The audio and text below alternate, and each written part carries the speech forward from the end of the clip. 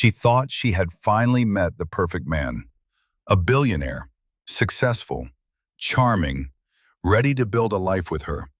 But over the next 2 years, that relationship would cost her nearly $1.9 million. And the man she trusted never existed. It started the way many modern relationships do, on a dating website. Not just any dating site, but one designed for wealthy, successful singles. A place where people expected luxury, status, and serious relationships. That's where a woman in Portland met a man who introduced himself as a billionaire living in Denmark. He was confident, well-spoken, attentive, and most importantly, consistent. They talked every single day, emails in the morning, phone calls at night, long conversations about their future together. Consistency is one of the most powerful tools in a romance scam because real relationships are built on routine. Daily contact creates emotional familiarity, and emotional familiarity creates trust. To her, it felt real because it was designed to.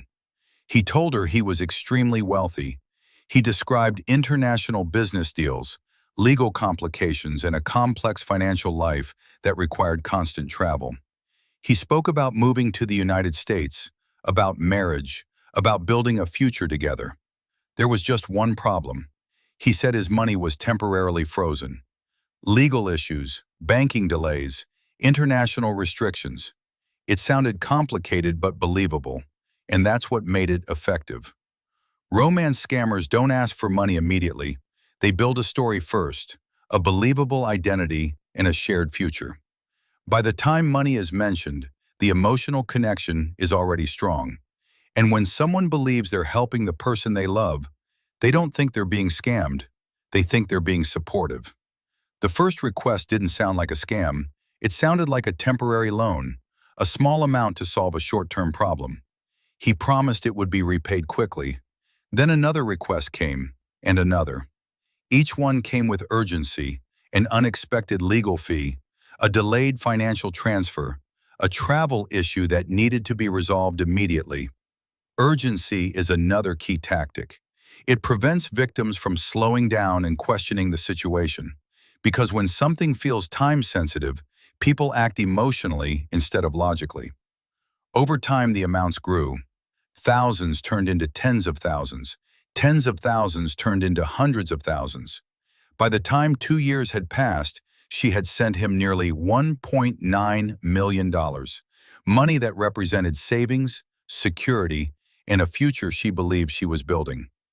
But instead of funding a shared life, the money was being used for something very different.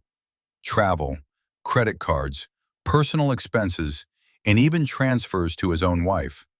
The billionaire persona had never been real. It was a character designed to justify why he always needed more money but could never send any back. Eventually, the promises stopped making sense. The visits never happened. The excuses repeated. The timelines kept shifting. That's often the moment when victims begin to realize something is wrong, not because of one lie, but because the pattern no longer holds together. Authorities began investigating, and what they found was not a billionaire. It was a man in the United Kingdom running a calculated romance fraud. He was arrested, extradited to the United States, and brought to face charges for the scheme. In court, the illusion collapsed completely.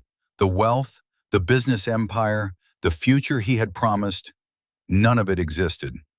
He was sentenced to 37 months in federal prison and ordered to pay restitution, but the emotional and financial damage could not be undone. Romance scams don't work because people are careless. They work because they are built on trust, routine, and emotional manipulation. Daily communication, future planning, promises of marriage. These tactics are designed to create a sense of partnership, and once that emotional bond is formed, financial requests feel like helping, not losing. Online romance fraud costs victims billions of dollars every year, and the most common warning sign is simple. Someone you have never met in person asking for money, no matter how convincing the story sounds. Because behind a profile, a voice, or a message, you may not be talking to who you think you are.